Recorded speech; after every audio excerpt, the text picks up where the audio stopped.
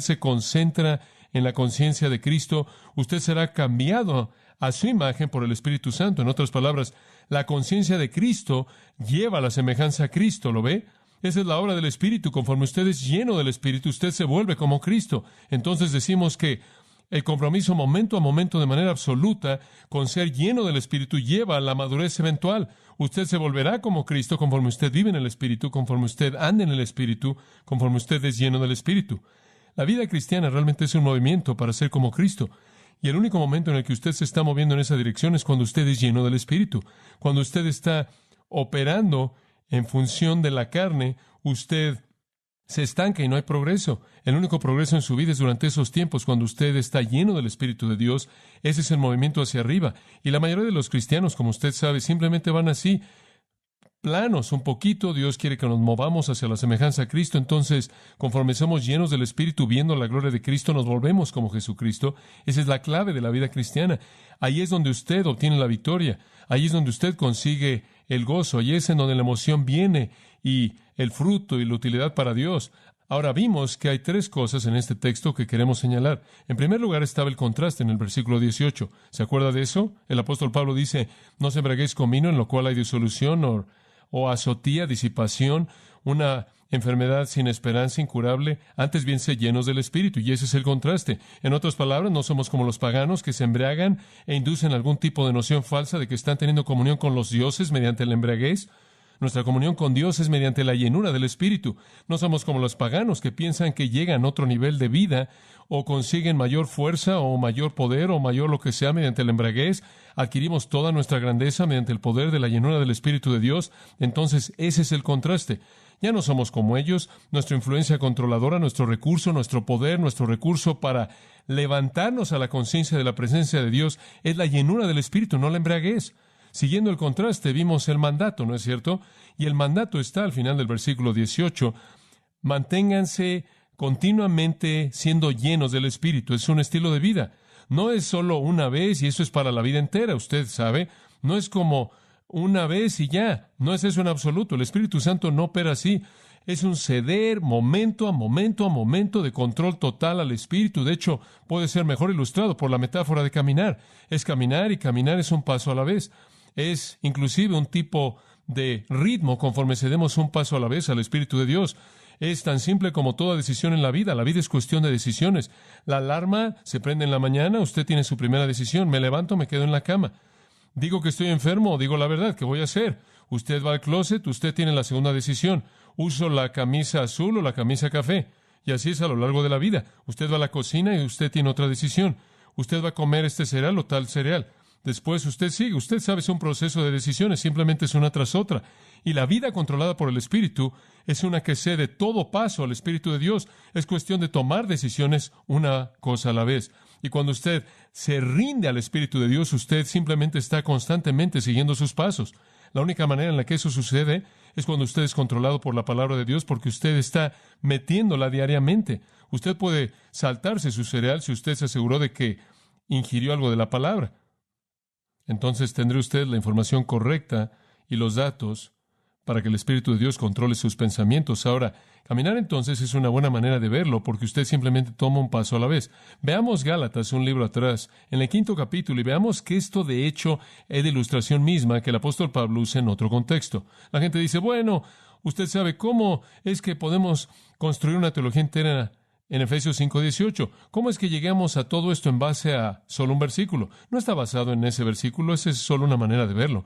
Esta misma verdad de una vida controlada por el Espíritu está por todo el Nuevo Testamento, está en todo lugar del Nuevo Testamento, y usted se encuentra con esto a lo largo del libro de los Hechos, se encuentra con esto en Colosenses, se encuentra con esto en Efesios, se encuentra con esto aquí en el libro de Gálatas. Usted llega y lo ve en el 8º capítulo de Romanos, está en el Evangelio de Juan, conforme Cristo habla de la venida del Espíritu, está por todos lados. Pero quiero que observe Gálatas capítulo 5, versículo 16, porque aquí es en donde él usa el término andar para hablar de este ministerio del Espíritu. Él dice, andad en el Espíritu y no satisfagáis los deseos de la carne. Ahora, aquí está la vida controlada por el Espíritu. Es algo de caminar, es un paso a la vez. Es simplemente tomar un paso a la vez en el Espíritu. Esto es bajo el control del Espíritu.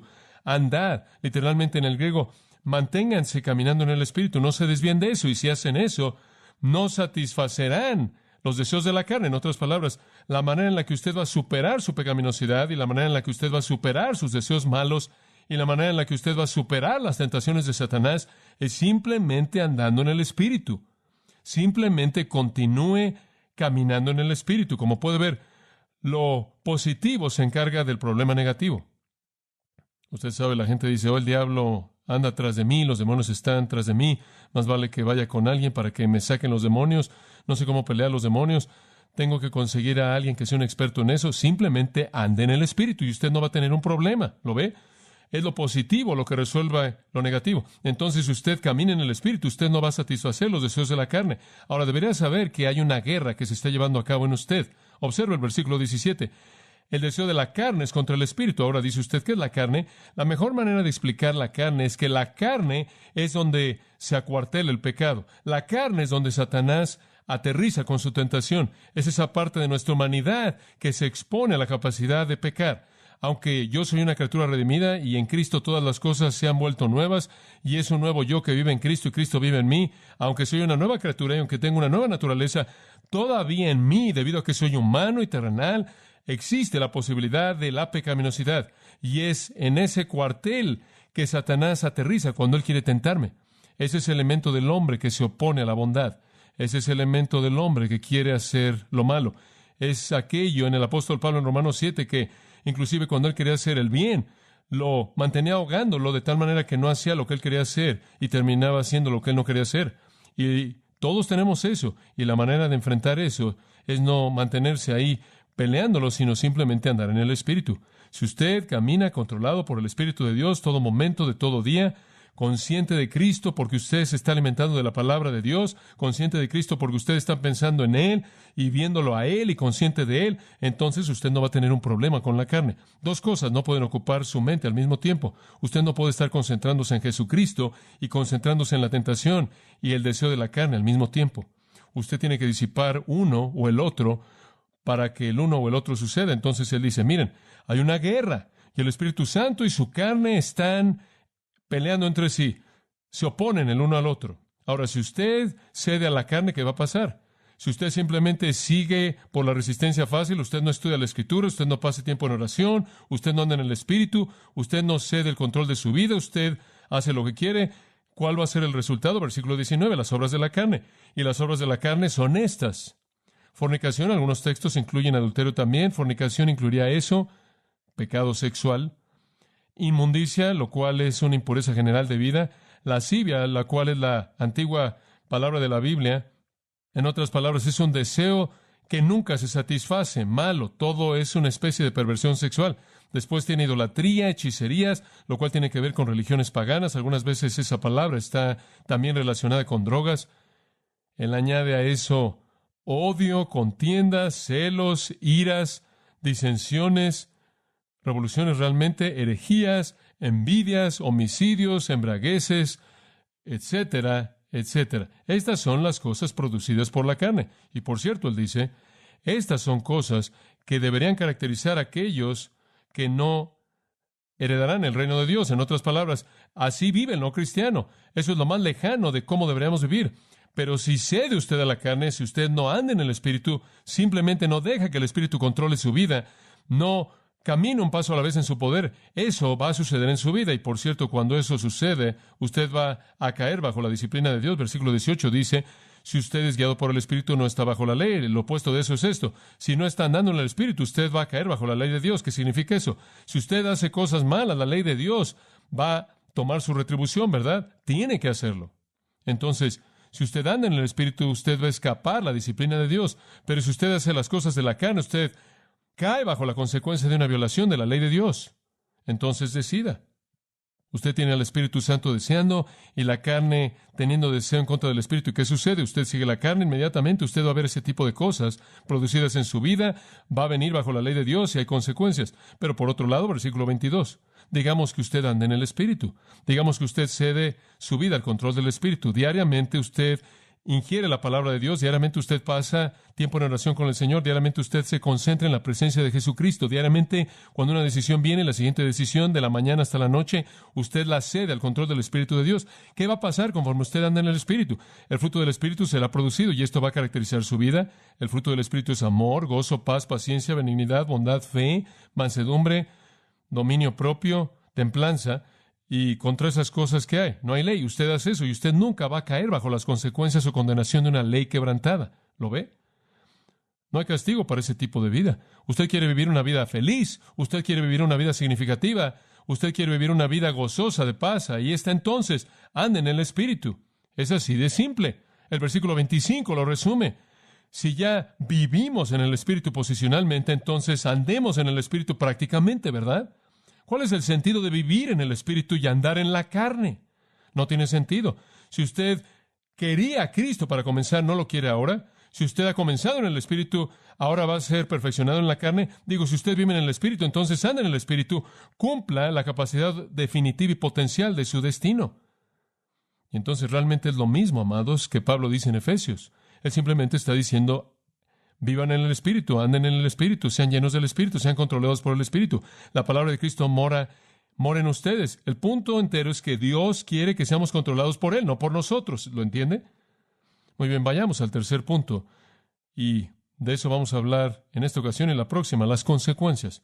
El contraste, el mandato y las consecuencias. ¿Cuáles son las consecuencias? Si usted es lleno del Espíritu, ¿qué sucede en su vida? Bueno, realmente las consecuencias se estiran realmente hasta el final del libro de Efesios. El resto de lo que sucede en este libro es consecuencia. Si usted es lleno del Espíritu, todo tipo de cosas van a pasar. Pero hay tres principales que quiero que observe esta mañana. Y vamos a terminar estas la próxima vez. Y después vamos a delinearlas de manera específica más adelante en enero, después del tiempo de Navidad. Tres cosas suceden cuando usted está lleno del Espíritu en general. Una, cantar, versículo 19, cantar. Dos, gratitud, versículo 20. Tres, someterse, versículo 21. Tres cosas. Cantar, agradecer y someterse. Esas son las tres cosas. Esas son las categorías generales. Por cierto, la tercera, someterse, se convierte entonces la base para todo en el capítulo 5, versículo 22, hasta el capítulo 6, versículo 9. Esa sección entera es una exposición del versículo 21.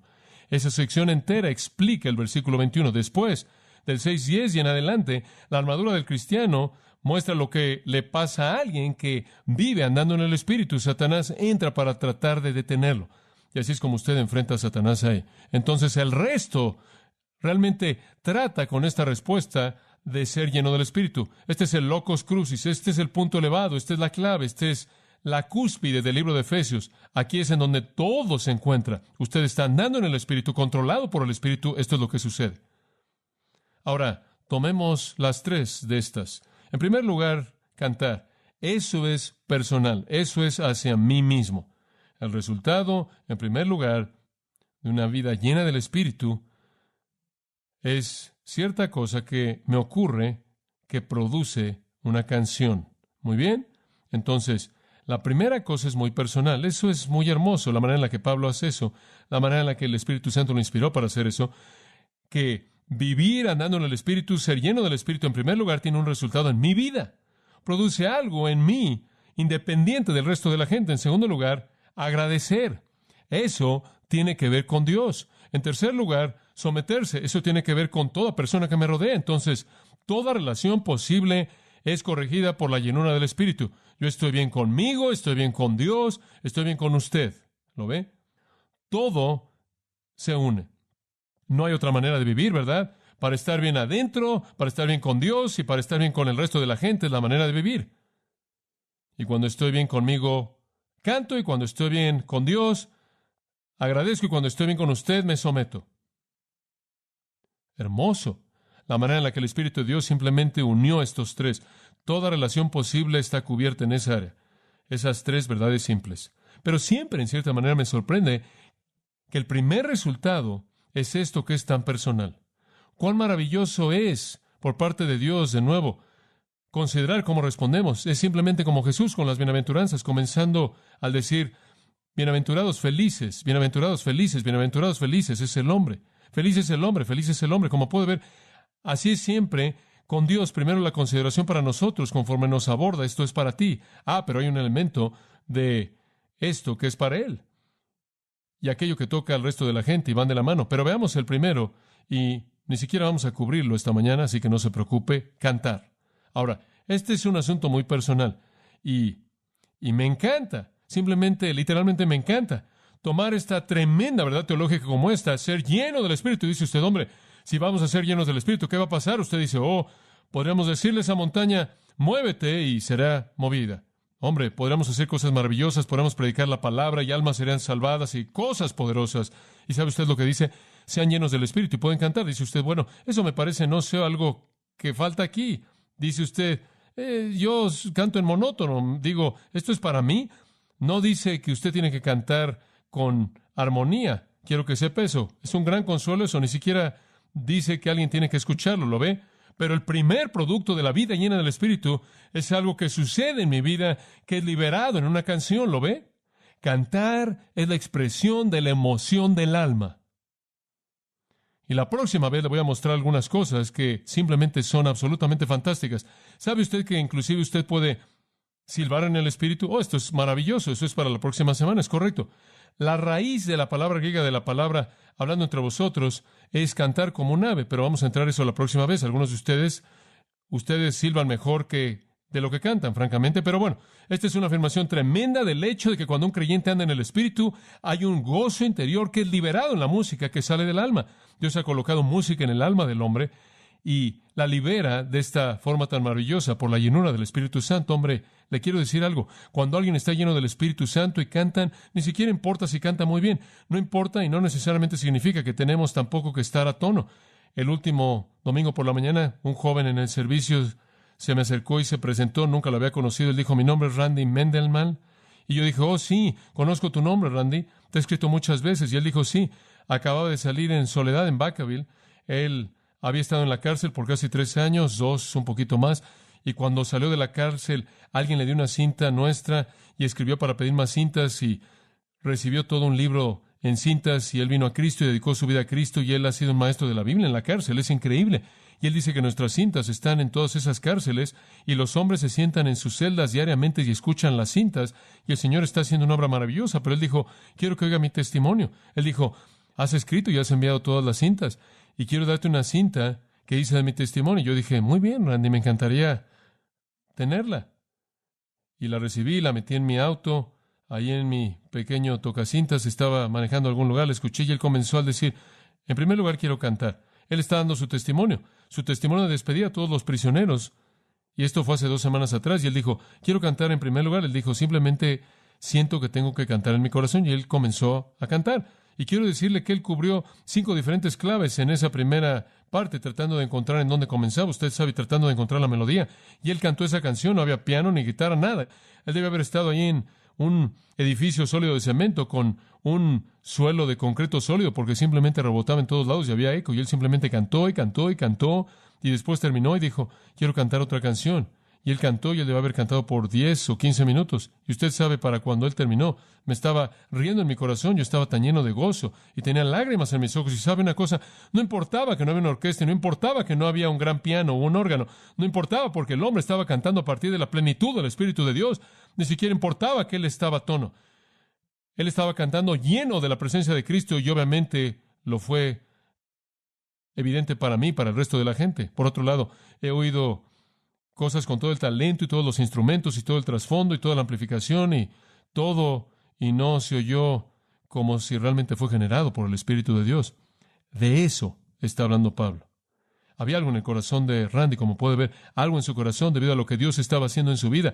Y ahora él ha entregado su vida para regresar a esas prisiones y llevarle a Jesucristo a los hombres. Como puede ver, hay algo adentro de él que le dio esa canción.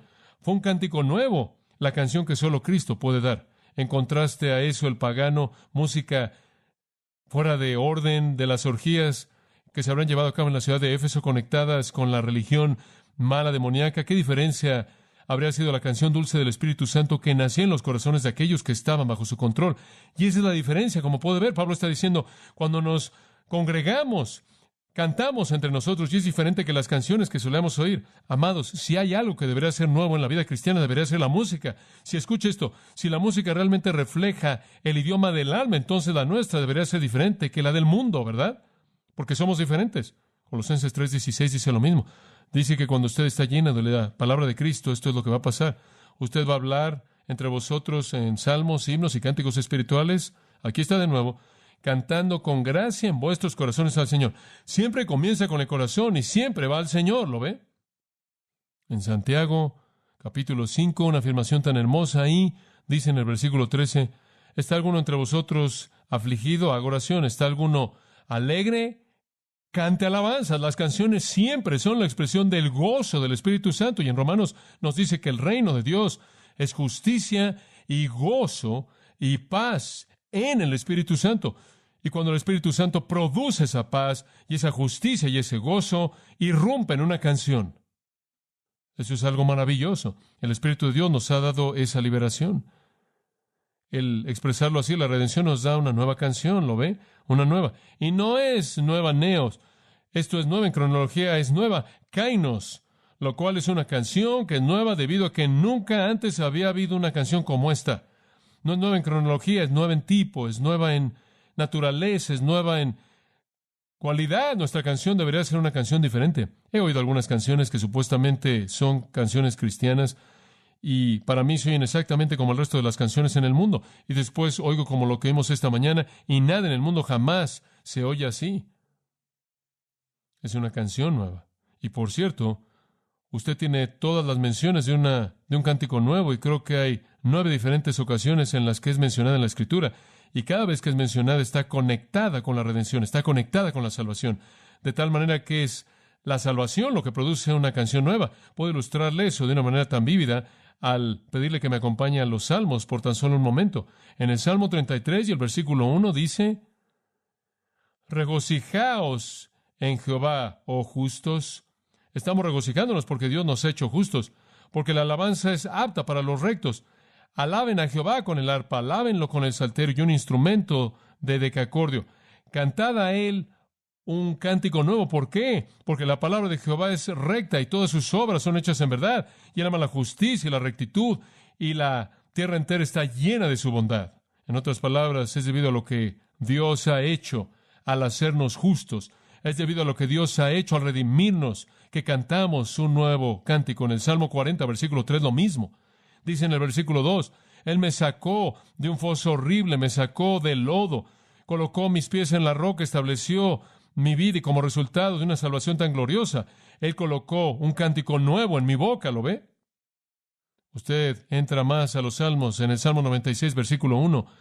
Oh, cantad a Jehová un cántico nuevo, cantad a Jehová toda la tierra, cantad a Jehová, bendecid su nombre, mostrad su salvación. De nuevo es la canción de salvación.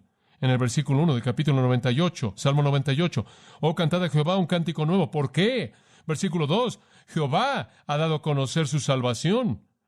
Inclusive lo encuentra al final de los Salmos. Salmo 144 lo tiene en el versículo 9.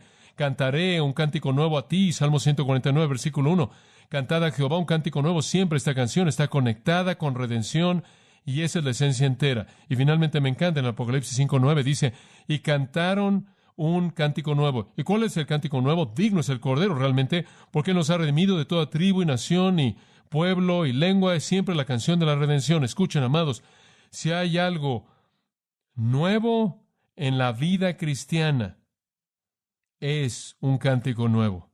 Es la canción de la redención que nace del Espíritu de Dios que vive en el creyente, que irrumpe en alabanza a partir del gozo que está ahí cuando somos controlados por su Espíritu.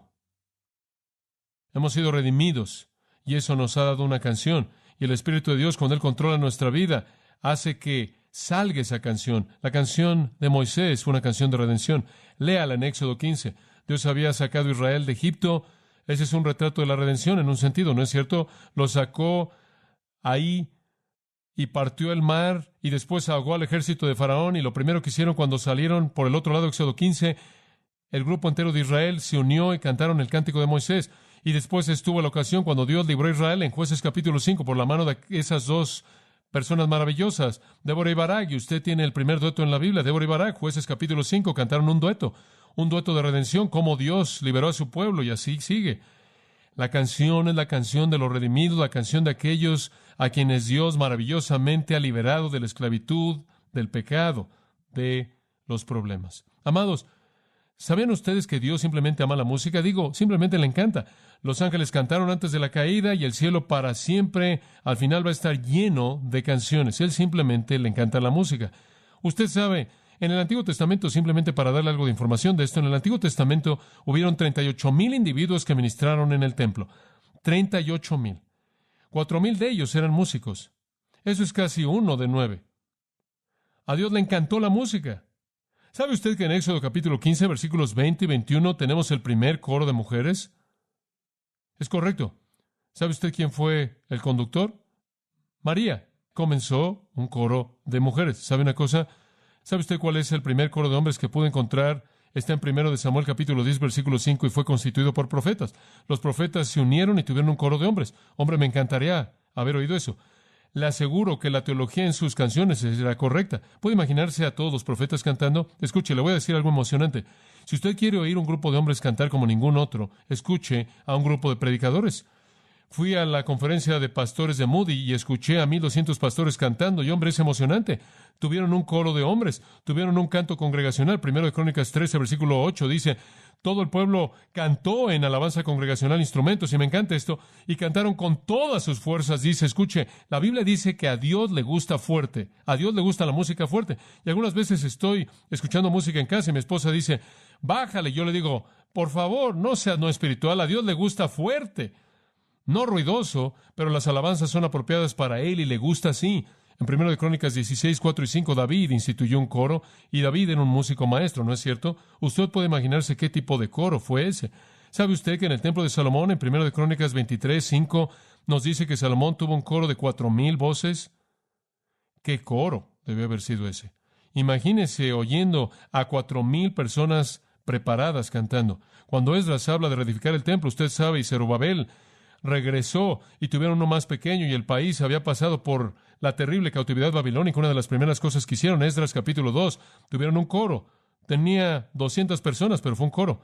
¿Sabe usted que los levitas, algunos de los sacerdotes, fueron preparados para ser músicos hábiles? Escuche, si usted tiene hijos que tienen alguna propensidad hacia ese hombre, desafíelos en esa dirección y hágalos prepararse, porque van a ayudarnos al resto de nosotros a expresar nuestra alabanza, ¿lo ve?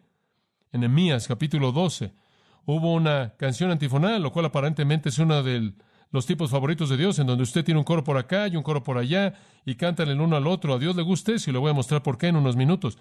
Tuvieron instrumentos. No soy un experto en esto, pero descubrí estas cosas en la Biblia. Los instrumentos de cuerdas y de viento, inclusive tambores. Algunos de ustedes están diciendo, oh, ¿eso está en la Biblia? Hay tambores en la Biblia. Eran membranófonos, es lo que los llaman, pero un tipo de tambores de membrana. Y algunos de ellos los sostenían con la mano y eran golpeados de esa manera. Hay otras cosas como campanas que encajan en el área de percusiones, pero uno de los instrumentos de cuerdas fue el azor, lo cual era una especie de arpa. Estaba otro que era golpeado en lugar de ser rascado. Estaba el arpa misma, era una lira, algo así grande que sostenían con la mano. Había instrumentos de viento, como vimos esta mañana, una trompeta, una flauta, un órgano de viento, y para la gente que no eran muy buenas con las notas, estaba ahí el cuerno de carnero. Simplemente métalo ahí y lo toca, y están todos estos tipos de cosas, porque la alabanza al Señor era apropiada y la música era la manera en la que el alma podía expresar su alabanza. ¿Lo ve? Y cuando usted viene al Nuevo Testamento es algo diferente. Vamos a ver la próxima vez en el Nuevo Testamento que enseña el uso de música instrumental. En nuestro próximo estudio veremos eso. Pero ¿sabe usted que en la mesa del Señor lo último que hicieron antes de que Jesús saliera para ser llevado cautivo y para que fuera juzgado y crucificado, dice que lo último que hicieron después de la cena del Señor es que cantaron un himno? ¿Lo ve? Los discípulos se reunieron y cantaron. En Hechos capítulo 4 creo que tenemos uno de los primeros himnos.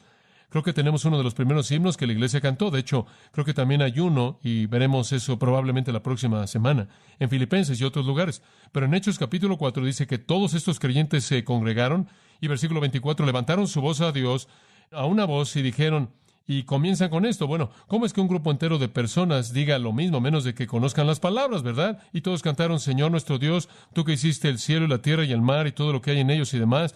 Y siguen así. Entonces, inclusive tenemos algunos textos, sin duda alguna, en el Nuevo Testamento de himnos que cantaron.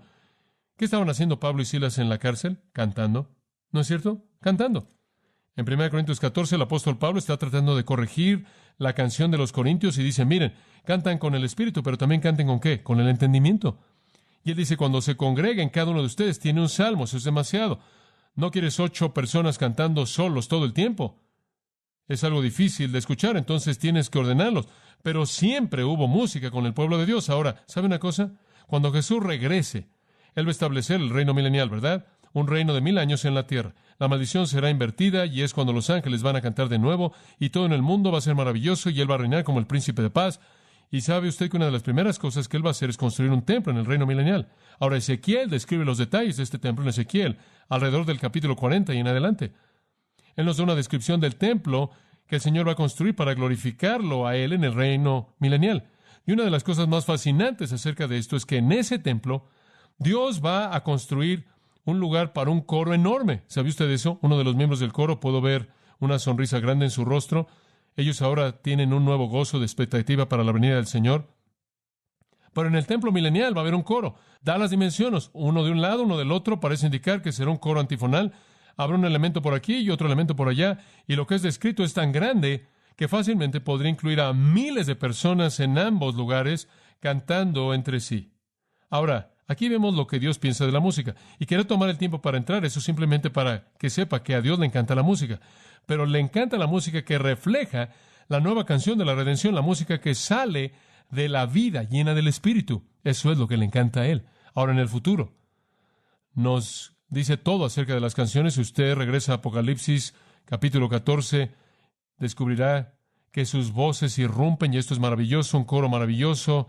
Es el coro, y quiero que vea qué coro es. Versículo 1 dice, y vi, y aquí un cordero estaba de pie en el monte Sión, y con él 144,000, con el nombre de su Padre escrito en sus frentes, y oí una voz del cielo como la voz de muchas aguas, y como la voz de un gran relámpago, y oí la voz de los de las arpas tocando con sus arpas, y cantaron un nuevo cántico ante el trono y ante los 4 seres vivientes y los ancianos, y ningún hombre podía aprender esa canción, sino los 144,000 que fueron redimidos de la tierra. Escuche, van a tener un coro de 144,000 voces con arpas celestiales.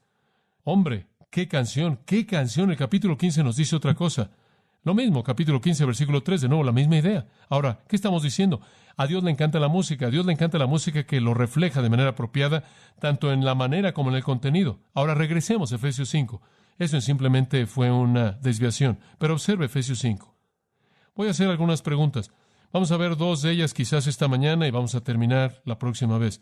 Ahora, cuando la gente llena del Espíritu se congrega, así opera la iglesia. Cuando la gente llena del Espíritu se congrega, en primer lugar, debemos cantar. Esa es la expresión de lo que hay en nosotros.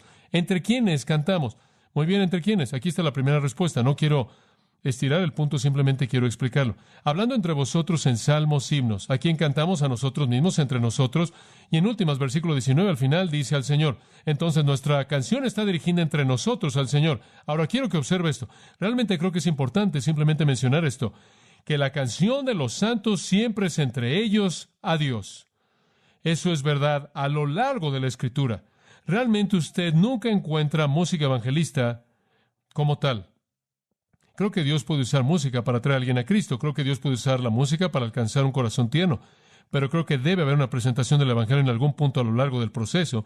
Y quizás la música toca esa cuerda que produce la reacción. Creo eso. Pero la música no es primordialmente diseñada por Dios como una herramienta de evangelismo. Sin embargo, siempre hay gente que dice, bueno, tenemos un grupo de música evangelístico, tenemos un grupo que canta, que sale. Bueno, no estoy seguro de que eso es evangelismo. Ahora, usted puede ser su música para congregar una multitud, pero tarde o temprano usted más vale que predique a Cristo si quiere tener una respuesta. La música primordialmente es la expresión de una vida llena del Espíritu. Y realmente no creo que la gente incrédula debe cantar nuestra música. No creo que nosotros debemos usar a personas que no conocen al Espíritu de Dios, que no conocen al Cristo, que es la fuente de nuestra música, para expresar nuestra música. Creo que es nuestra música y viene de nuestros corazones. Entonces debemos tenerla entre nosotros, dirigida hacia el Señor. Ese es el uso primordial de la música. Debe ser usada en nuestra adoración, en nuestra reunión colectiva, en la celebración de nuestra vida juntos en Cristo y como una alabanza a Él. Realmente no es música para el mundo. Ellos están afuera. Y creo que a veces es algo triste cuando anhelamos tanto cantar nuestras canciones al mundo, que tomamos nuestras canciones y las colocamos en las palabras del mundo y después pensamos que eso va a ser evangelístico, cuando realmente ese no es el punto para la música en la Escritura. Entonces debemos cantar entre nosotros. ¿Sabe una cosa? Lo que es triste cuando una iglesia no canta. ¿Sabe usted que la Iglesia Católica Romana robó a la iglesia de la música por 1500 años? Le quitaron la música de la gente completamente. Y no fue sino hasta la Reforma que la música regresó. ¿Sabe una cosa? Los reformadores mismos fueron algunos de los mejores escritores de himnos que jamás vivieron. Una de las primeras cosas que los grandes reformadores hicieron fue colocar la música de regreso a la iglesia. La música de regreso para que la gente cantara, porque se les había quitado eso. Entonces, cuando venimos a Grace, cantamos, ¿no es cierto? Porque eso es lo que la gente llena del Espíritu hace entre ellos, cantan. Es para nosotros cantar juntos. Eso es entre nosotros. Segunda pregunta, ¿desde dónde? ¿De dónde se genera la canción? ¿Cuál es el punto de su origen? Bueno, vemos en el versículo 19, de nuevo, dice al final del versículo, cantando, y ve usted la frase, en vuestro corazón. Ahora, la palabra no está ahí en el griego. Es implícita por el caso en el cual el nombre aparece. Pero hay todo tipo de posibilidades acerca de ese caso. Saqué mi texto griego esta semana y simplemente estuve investigando un poco. Descubrí que podría ser en forma locativa para ustedes, alumnos de griego. Podría ser instrumental de medio, podría ser instrumental de causa. De hecho, hay un uso muy parecido en el instrumental de caso. Si es usado así, entonces es decir, cantando y haciendo melodía causada por nuestros corazones al Señor. Y ese realmente es el punto, ¿no es cierto? Nuestra canción es de nuestro corazón, amados. Si no está en su corazón, usted no lo puede cantar, ¿verdad? Usted no puede cantar de la manera en la que Dios quiere que sea cantada. ¿Se acuerda de Israel? Israel capturada, llevada a Babilonia, corazones tristes, quebrantados. ¿Cómo respondieron eso? Salmo 137:1, por los ríos de Babilonia nos sentamos y lloramos cuando nos acordamos de Sión. Colgamos nuestras arpas ahí, porque nos habían llevado cautivos, demandaban de nosotros una canción, y los que nos llevaron demandaban mirra, diciendo, cántenos una de las canciones de Sión. ¿Cómo cantaremos la canción de Jehová en una tierra extranjera?, dijeron. Colgaron sus arpas. Como puede ver, cuando no había canción en su corazón, no había canción en la voz tampoco. No podían cantarla. No podían entretener a los babilonios. No había nada ahí, hombre. Tengo que admirar eso. ¿Usted no? No iban a ser hipócritas. No iban a actuar. No iban a presentar un show. Si no había canción alguna en los corazones, no iba a haber canción alguna en los labios. Si no había ninguna música que tocar, no había ningún arpa. Las colgaron. Si usted no tiene una canción en su corazón, usted realmente no puede cantar con mucha credibilidad en sus labios. Hay gente que canta por dinero. Hay gente que canta por fama. Hay gente que toca por soberbia. Cantan sin el Espíritu. Van a cantar sin estar llenos del Espíritu. Pero esa no es la canción que el Señor quiere oír. ¿Sabe usted eso? Si ese es el tipo de canción que usted canta, no la cante. Si usted viene a Grace en la mañana y usted canta porque todo el mundo canta y usted está amargado contra Dios y enojado contra Dios, por favor no cante. Dios no quiere oír su canción. O si tiene una oportunidad de ponerse de pie y cantar un solo o tocar una canción y su corazón no está lleno del Espíritu de Dios, no haga eso, porque usted no quiere ser hipócrita, porque nuestra canción es la canción de los redimidos y la canción de aquellos que están llenos del Espíritu de Dios. Y recuerde la palabra de Amós el profeta, que condenó al pueblo de Israel porque estaban cantando, aunque sus corazones estaban mal. Y en Amós capítulo 5, versículo 21, Dios le dice al profeta, odio y menosprecio sus festividades. No me deleito en sus asambleas solemnes, aunque me ofrezcan holocaustos y ofrendas de comida, no las aceptaré, ni voy a poner atención a las ofrendas de paz de sus bestias gordas. Quiten de mí el ruido de sus canciones, no voy a oír la melodía de sus arpas, sino que la justicia corra como las aguas y la rectitud como arroyo. En otras palabras, hasta que la justicia y la rectitud esté bien, no estoy interesado en su música. Dios quiere oír la canción de los redimidos y la canción que sale de una vida llena del Espíritu. Oh, qué prioridad tan elevada Dios le ha dado a la canción, porque es una expresión del corazón, llamados. Esa es la razón por la que nuestra música debe ser diferente, porque el Espíritu de Dios es tan único. La nuestra no puede ser igual a la del resto del mundo. La nuestra no puede ser la de ellos. No puede ser porque Dios no es como el sistema. Nunca lo olvidaré y voy a cerrar con esto. Estando en un pequeño lugar ahí en la parte alta de los Andes, en la tierra sudamericana de Ecuador, habíamos manejado ahí con los Schuberts y habíamos visto las llamas ahí pastando por todos lados en la montaña y los indígenas por todo el camino ahí en un camino de polvo. Llegamos a una pequeña aldea y Ken dijo, quiero mostrarte la aldea. Entonces dije, muy bien. Entonces salimos y caminamos ahí. en las pequeñas casas que estaban hechas de lodo, simplemente lugares de lodo. Y allí en medio, ahí la calle era como así de lodo, y estaba ahí a la mitad de el caño. Era, en cierta manera, un tipo de lugar depresivo, muy, muy primitivo. No tenía nada excepto animales y simplemente lo que podían cultivar ahí, allá arriba, a varios miles de metros de altitud. Y entonces caminamos por esta pequeña aldea y vimos a la gente y estaban comiendo ahí pequeñas gallinas que estaban por todos lados. Simplemente las tomaban, les rompían el cuello y las metían ahí a la olla y seguían ahí cocinando todo el tiempo. Y cuando usted tenía hambre, comía.